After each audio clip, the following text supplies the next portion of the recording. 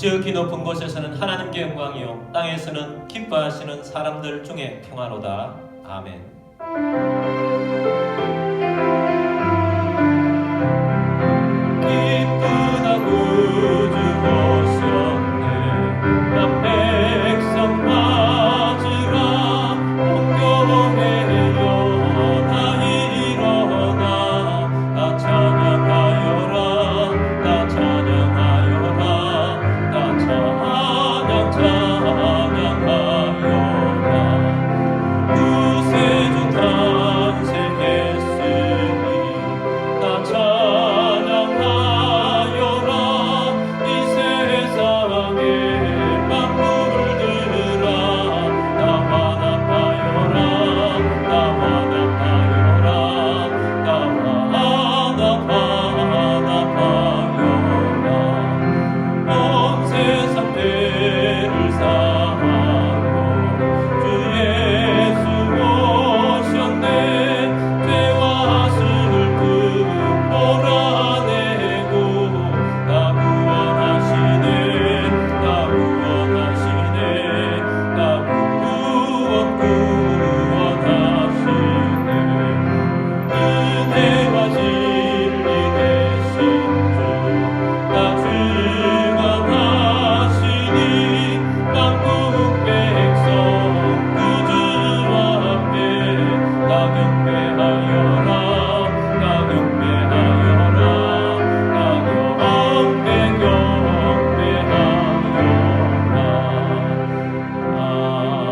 아멘. 사도신경으로 우리의 신앙을 고백하겠습니다. 나는 전능하신 아버지 하나님 천지의 창조주를 믿습니다. 나는 그의 유일하신 아들 우리 주 예수 그리스도를 믿습니다. 그는 성령으로 잉태되어 동정녀 마리아에게서 나시고 본디오 빌라도에게 고난을 받아 십자가에 못 박혀 죽으시고 장사된 지 사흘 만에 죽은 자 가운데서 다시 살아나셨으며 하늘에 오르시어 전능하신 아버지 하나님 우편에 앉아 계시다가 거기로부터 살아있는 자와 죽은 자를 심판하러 오십니다. 나는 성령을 믿으며 거룩한 공교회와 성도의 교제와 죄를 용서받는 것과 몸의 부활과 영생을 믿습니다. 아멘.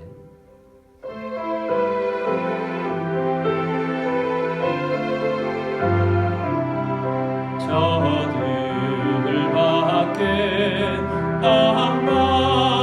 한밤중에 양틈에 자던 목자들 천사들이 전하여 준 주나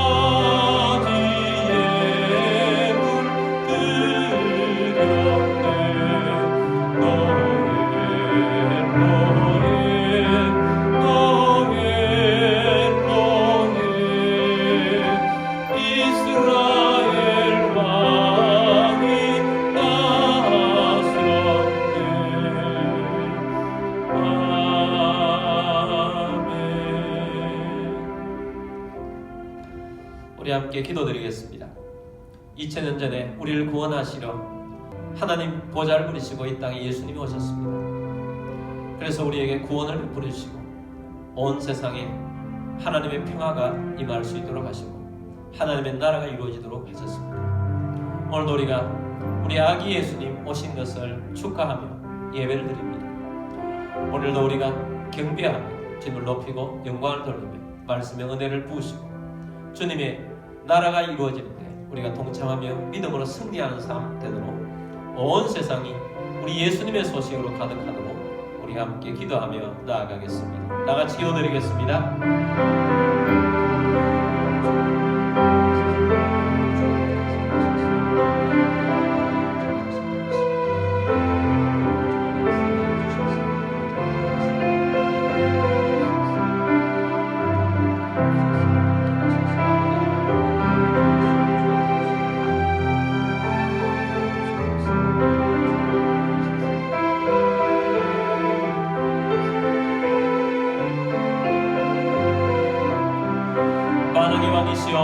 만주해 주신 우리 하나님 되시고 또 하나님 아들 예수 그리스도를 이 땅에 보내셔서 우리를 구원받게 하시고 하나님의 나라를 이루어가게 하심을 감사합니다. 주님, 평화의 영으로 오신 우리 주님을 경배하며 찬양합니다. 또한 온 세상이 예수님의 이름으로 가득하게 하여 주옵소서. 하나님의 나라가 이루어지게 하여 주옵소서. 성령으로 충만하게 하셔서 하나님 나라가 아버지 하나님의 뜻대로 이루어지게 하시고 이 땅에 소외되고 어렵고 힘든 자들이 주의 복음을 듣고 일어서게 하여 주옵시고 약한 자들이 강력하게 되게 하여 주옵시고 아버지의 헛된 소망을 가지고 나아가는 모든 자들이 그 모든 것들을 내려놓고 주님 앞에 돌아오는 역사들이 있게 하여 주옵소서. 오늘도 경배하며 찬양하며 예배드리는 모든 주의 백성들을 주님의 이름으로 축복합니다. 주 예수 그리스도의 이름으로 감사하며 기도드립니다. 아멘.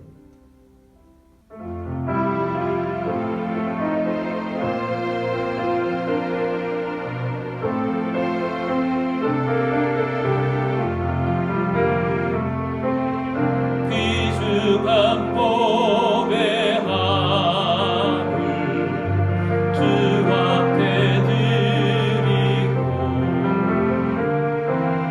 우리의 몸과 마음도 다 함께 바치세.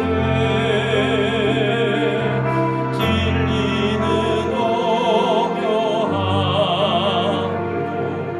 사랑은 성결해. 주께서 탄생하신 거룩한 날일세. 주께서 주시는 은혜 한없이 크오니 우리가 받은 것을 감사히 바치세. 기쁨은 충만하고 소망은 불변해.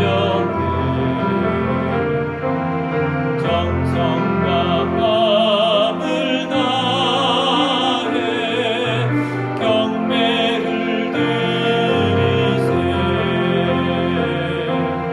들에서 밤을 새며 양치던 목자들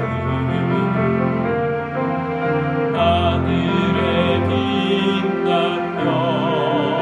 영광 보고서 놀랐네. 천사의 기쁜 소식 목자를 듣고서 찾아와 경배하며 영광을 돌렸네. 드리신 예물을 위해서 기도드리겠습니다. 온 땅의 구주가 되셔서 이 땅에 아기로 오신 우리 주님을 경배하고 찬양합니다. 주님, 오늘도 주님을 높입니다. 주님, 우리들도 동방의 박사들처럼 주님 앞에 경배하며 또 예물을 올려드립니다.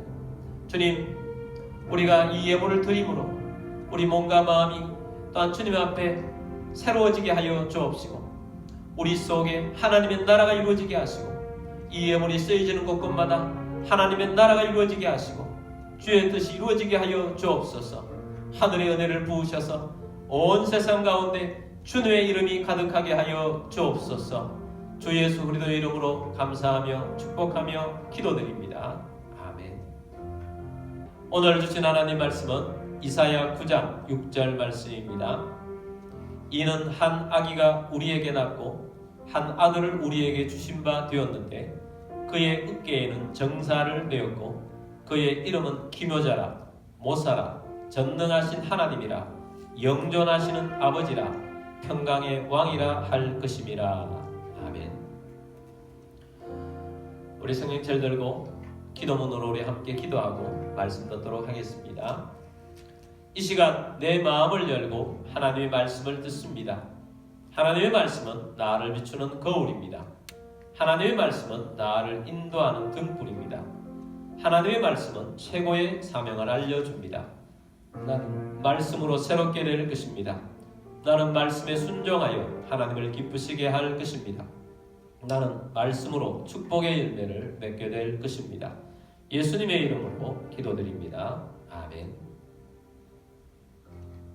오늘도 성탄절을 맞이하여 해외에서 또 선교지에서 또 여러가지 형편상 온라인으로 예배드릴 수밖에 없는 모든 주의 백성들을 주님의 이름으로 축복합니다. 주님의 은혜가 여러분 가운데 가득하게 되기를 주의 이름으로 축복합니다. 오늘은 읽은 말씀 가지고 이사야가 예언한 그리스도의 이름이라는 제목으로 말씀을 드리고자 합니다. 하나님께서는 자신의 이름을 다양하게 계시해 주셨습니다.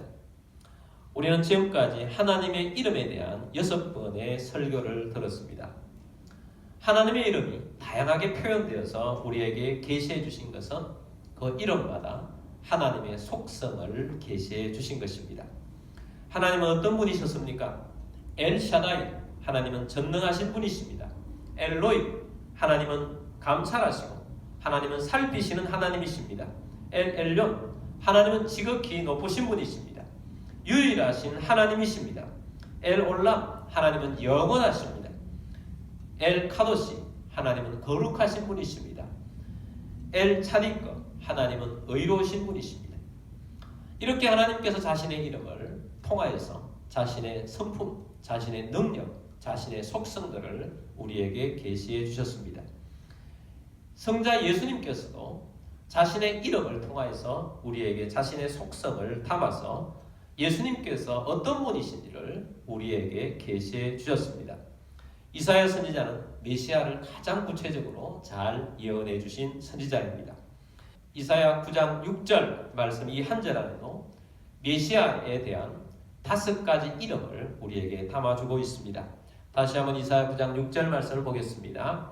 이는 한 아기가 우리에게 낳고 한 아들을 우리에게 주신 바 되었는데 그의 어깨에는 정사를 메었고 그의 이름은 기묘자라, 모사라, 전능하신 하나님이라, 영존하시는 아버지라, 평강의 왕이라 할 것입니다. 자, 여기 보면 이는 한 아기가 우리에게 낳고 한 아들을 우리에게 주신 바 되었는데, 자, 이 말씀은 성육신 하실 예수님에 대한 말씀입니다. 예수님은 하늘에서 독생자로서 하나님의 아들이셨습니다. 그리고 성육신 하셔서 인간의 몸으로, 아기의 몸으로 이 땅에 탄생하신 것입니다. 그의 어깨에는 정사를 메었고 라고 말씀합니다. 보통 어깨는 훈장 같은 것을 답니다. 계급장 같은 것을 붙입니다. 그것은 어깨는 권위를 상징하는 것이기 때문입니다. 정사를 메었다 이렇게 말했는데 정사는 통치한다 이런 뜻입니다. 그래서 예수님의 어깨 위에 정사를 메었다 하는 것은 예수님은 통치하는 분으로 이 땅에 오셨다. 예수님은 지금도 하늘과 땅의 모든 권세를 가지시고 온 세상을 다스리시고 통치하시는 분이십니다. 통치하시는 분으로 이 땅에 오신 것입니다. 그러면서 그의 이름은 기묘자라, 모사라, 전능하신 하나님이라, 영존하시는 아버지라, 평강의 왕이라 할 것입니다. 자, 그의 이름, 바로 메시아로 탄생하신 분의 이름을 5가지로 말씀합니다. 첫 번째는 기묘자입니다. 기묘자 하면 잘 이해가 안 되지요. 근데 원더풀 하면 뭔가 좀 떠오를 것입니다. 경이롭다, 놀랍다. 예수님을 만나게 되면 첫 번째 반응이 원더풀하다는 것입니다. 정말 놀랍다 하는 것입니다. 저는 예수님을 청년 때 영접했습니다. 예수님을 영접하고 나서는 그 다음에 나타나는 현상이 주의 말씀이 다르게 제 마음속에 자리 잡았습니다. 하나님의 말씀을 믿게 될 뿐만 아니라 말씀에 있는 내용들이 하나하나 놀라웠습니다. 그야말로 하나님의 말씀이 원더풀했습니다.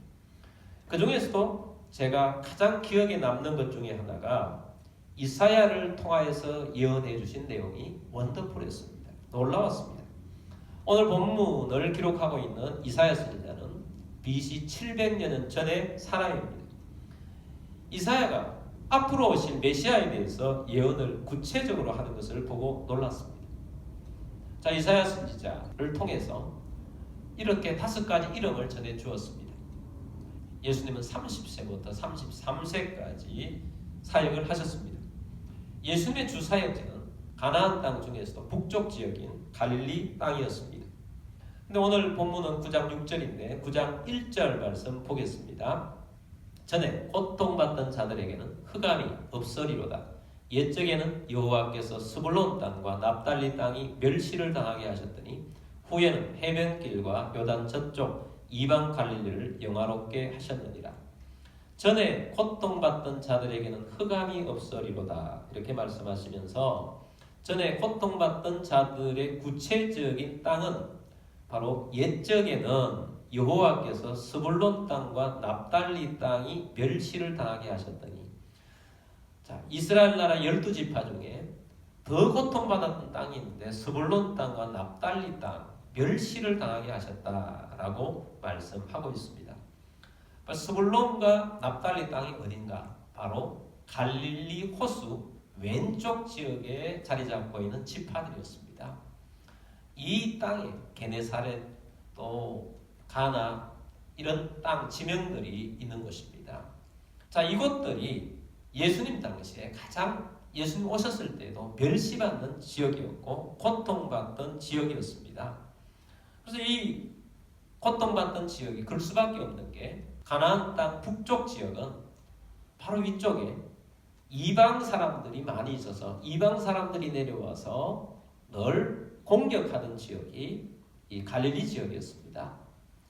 그리고 그렇게 되고 예루살렘에서도 멀 뿐만 아니라 그곳에 다른 이방 사람들이 와서 또 많은 혼혈족들이 생기게 됨으로 말미암아 예수님 당시에는 사마리아 땅과 더불어 갈릴리 지역 사람들도 많이 멸시를 받고 있었던 곳입니다.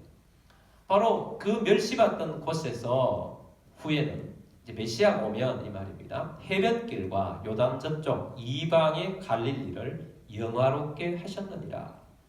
자, 예수님께서 오시면 해변길, 요단 저쪽 이방의 갈릴리, 바로 갈릴리 호수를 중심해서 양쪽 편다. 그 모든 땅을 예수님을 통해서 영화롭게 하셨느니라 라고 말씀합니다.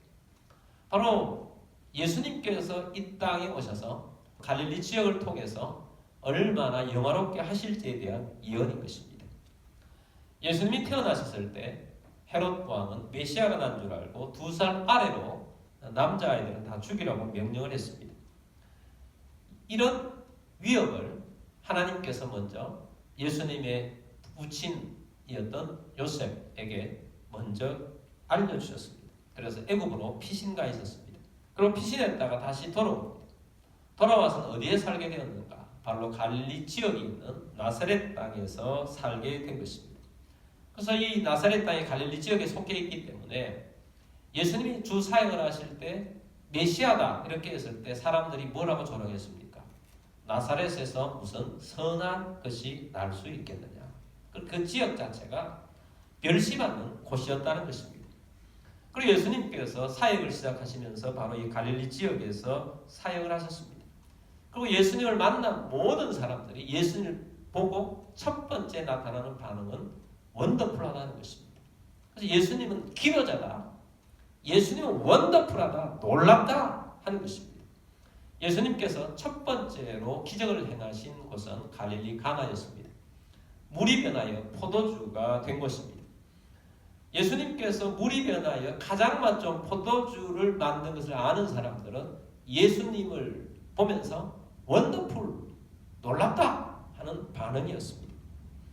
예수님을 만난 모든 사람들의 첫 번째 반응들은 다 예수님 기묘자, 원더풀하다는 것입니다. 예수님께서 12제자를 만나신 것도 다 갈릴리 호수였습니다. 산상설교를 한 것도 갈릴리 호수가였습니다.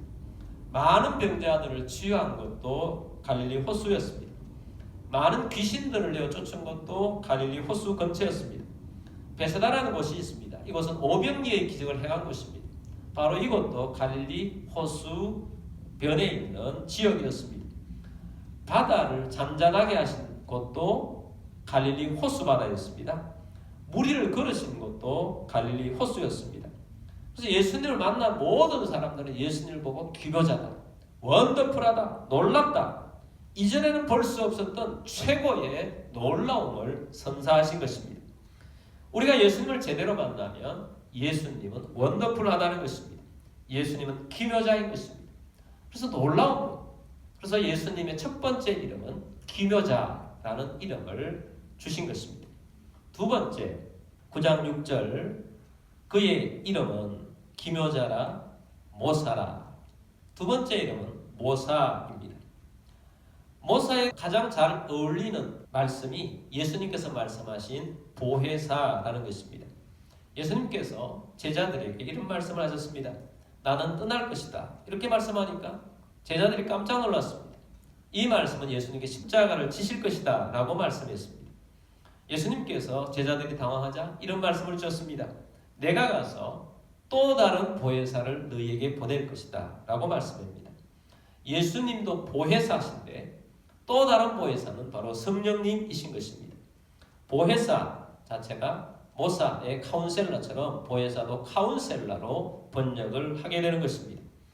예수님은 완벽한 모사셨습니다. 예수님은 완벽한 카운셀러셨습니다. 예수님은 하나님의 뜻을 완전하게 통달하고 계신 유일한 인간으로 오신 분이십니다. 뿐만 아니라 어떤 사람도 가장 확실하게 사람의 마음속을 꿰뚫어 보시는 능력을 예수님은 소유하고 계셨기 때문에 하나님의 뜻대로 또는 사람의 깊은 마음속까지 또 다 살피셔서 가장 최고의 모사, 최고의 보혜사가 되시는 것입니다.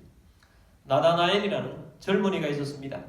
이 젊은이가 나라에 대한 걱정, 민족에 대한 걱정, 이 땅에 불의를 보면서 너무 걱정이 되어서 무화과 나무 아래에서 고민하며 괴로워하며 있던 그런 사람이었습니다. 근데 예수님께서 바로 이 나다나엘을 찾으셨습니다. 예수님께서 나다나엘에게 이렇게 말씀하셨습니다. 내가 무화과 나무 아래에 있는 너를 보았다. 이렇게 말씀합니다. 이것만으로도 나다나엘이 깜짝 놀랐습니다. 예수님이 자신의 마음을 꿰뚫어 보고 계시는 거예요.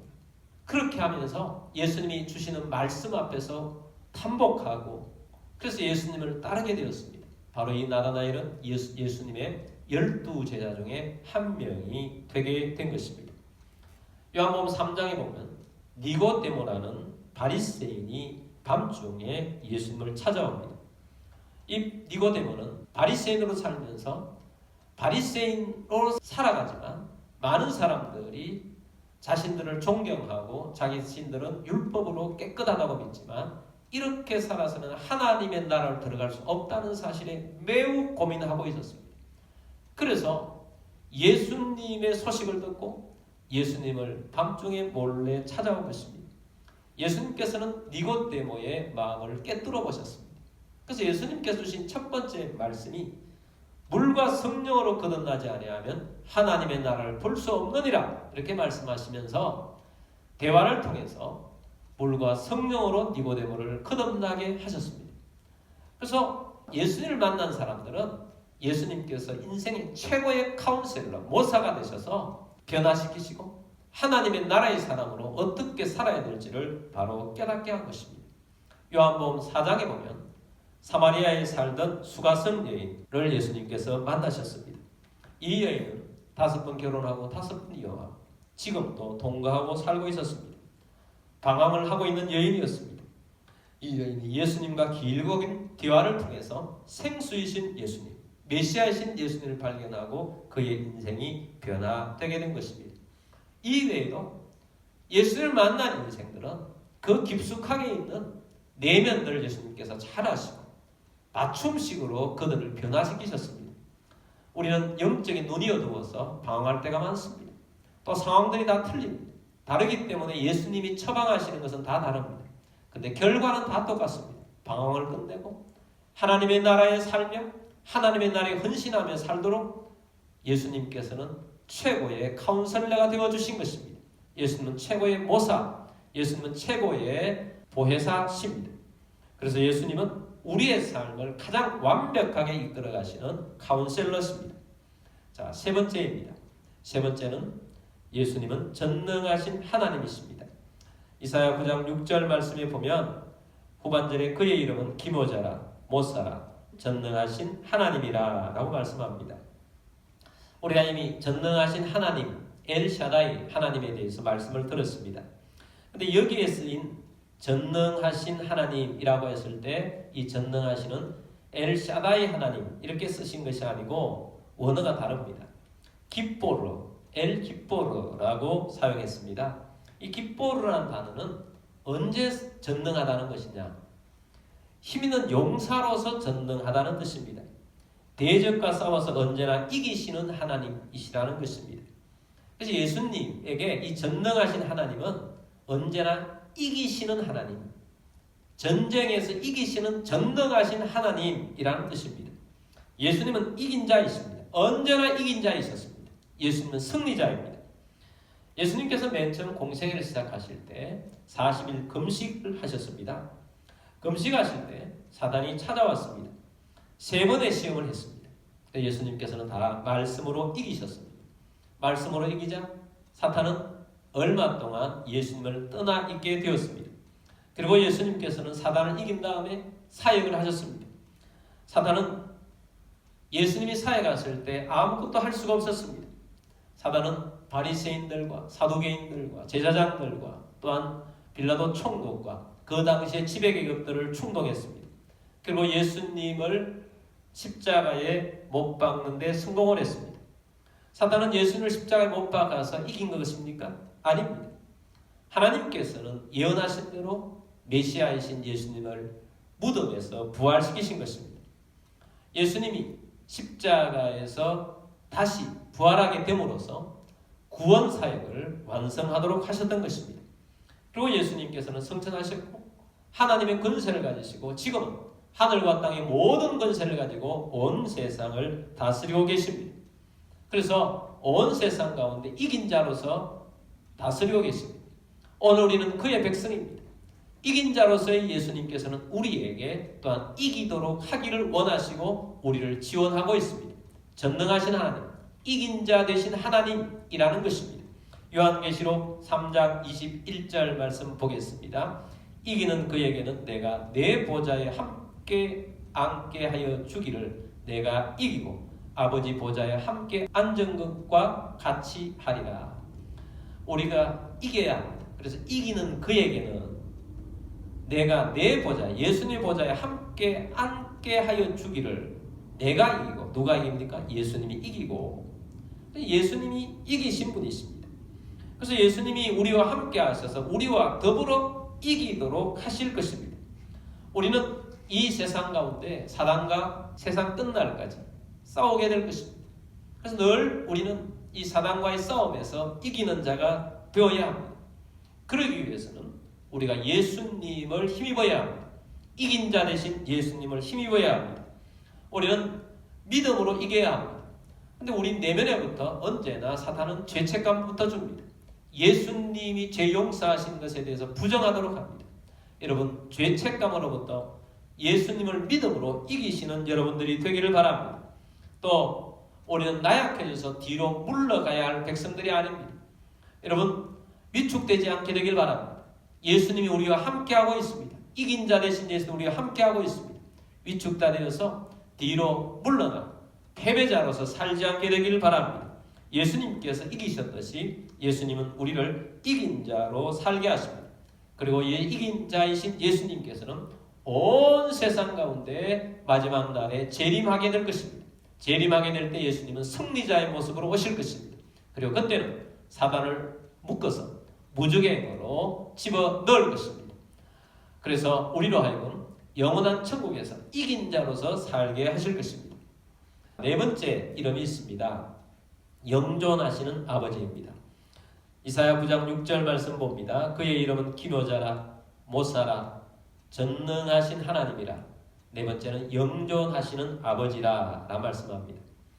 영존하시는 아버지, 예수님을 영존하신 아버지라 이렇게 표현하니까 이 말씀을 보고 예수님을 아버지라고 표현하신 걸 보고 당황하는 사람들이 있습니다. 그래서 이렇게 해석하기도 합니다. 예수님은 삼위일체이신 하나님이시기 때문에 하나님 아버지와 예수님은 한 몸이다. 그래서 예수님도 아버지라 이렇게 표현했다는 것입니다. 여러분, 그것은 아닙니다. 성부 하나님 계시고 성자 예수님 계시고 성령님이 계신 것입니다. 삼위로 계신 분이십니다. 이것을 알려고 하면, 예수님을 아버지라고 쓰신 것을 알려고 하면 유대인들이 아버지라는 존재를 어떻게 여기고 어떤 정도로 또 다르게 사용을 하는지를 알아야 합니다. 우리는 흔히 후원자, 돌보는 자 이런 표현들을 쓰죠. 나의 육신적인 아버지도 아버지라고 썼지만 나의 후원자가 되면 그 후원자를 아버지라고도 사용을 한다는 거예요. 나를 보살피는 자를 아버지라고도 표현을 한다는 것입니다. 이 여기에 쓰이는 아버지의 중요한 그 의미는 자신을 희생하면서 자녀들을 돌보고 양육하고 책임을 지고 살게 하는 그런 모습의 아버지를 뜻합니다.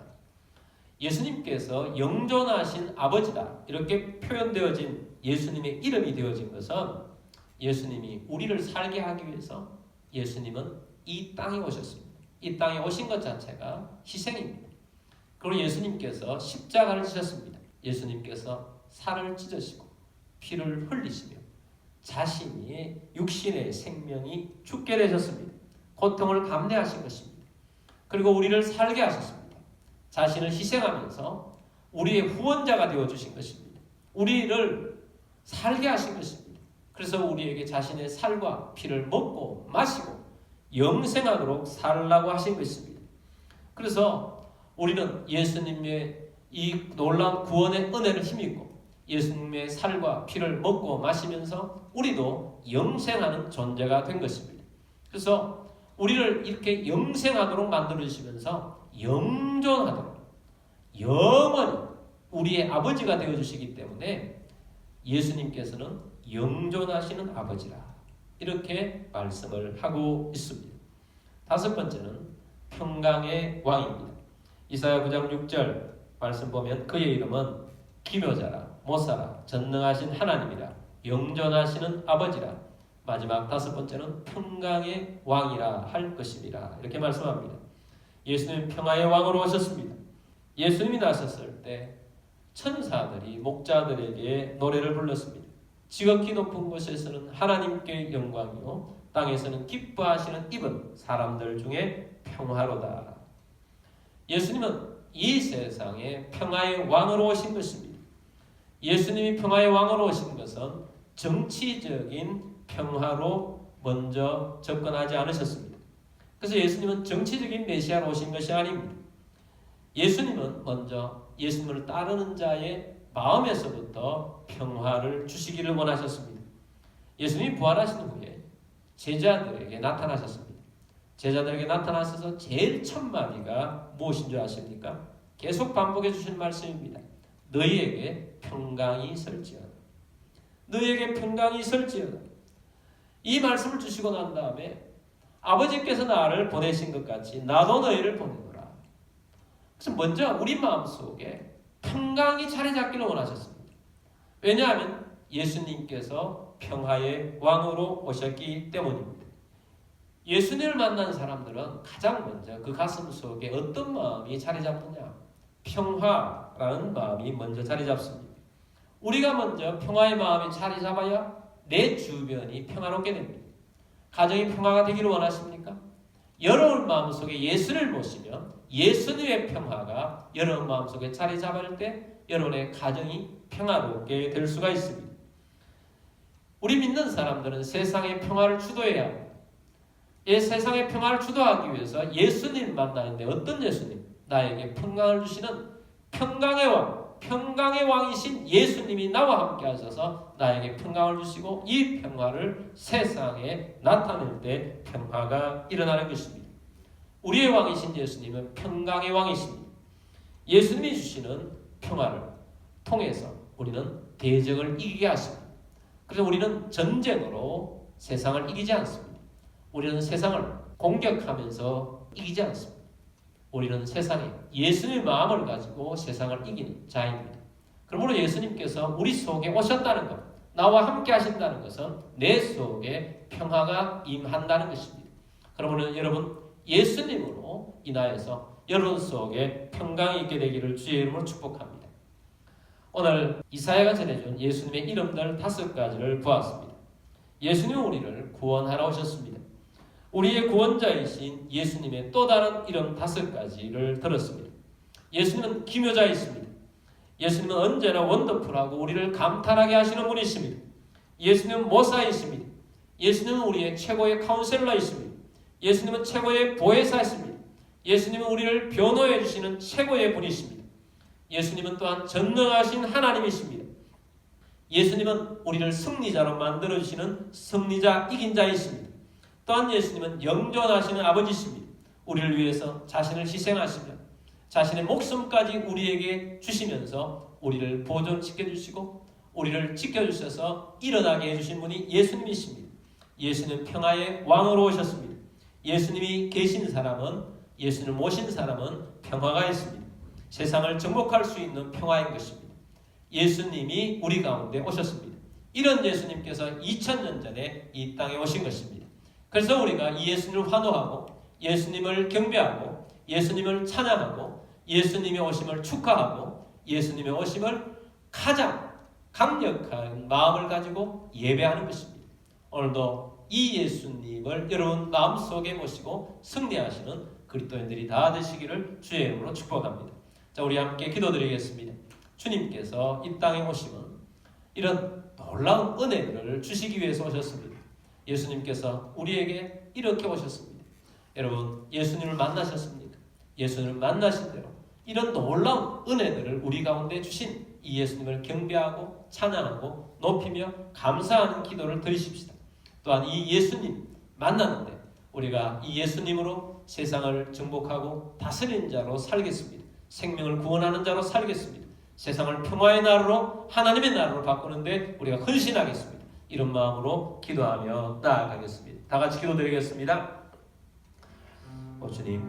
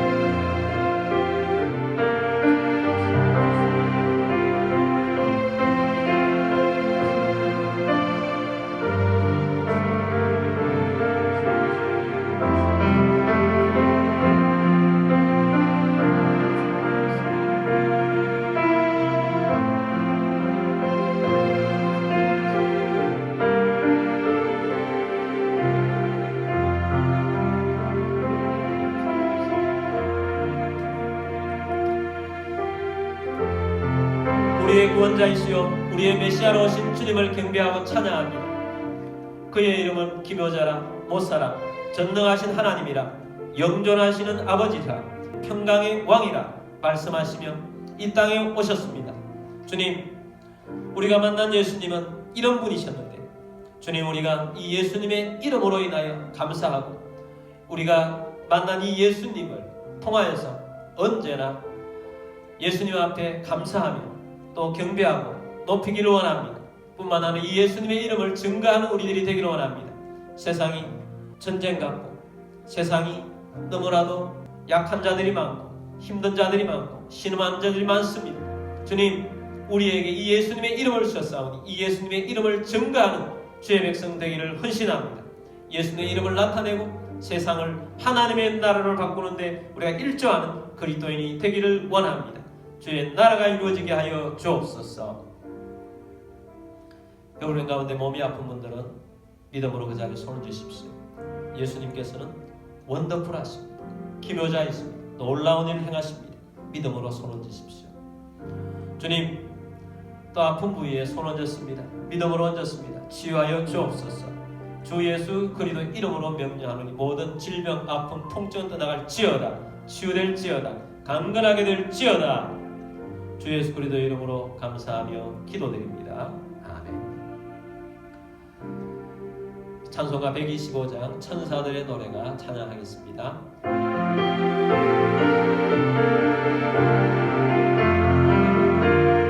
천사들의 노래가 하늘에서 들리니 상마들이 기뻐서 메아리쳐 울린다.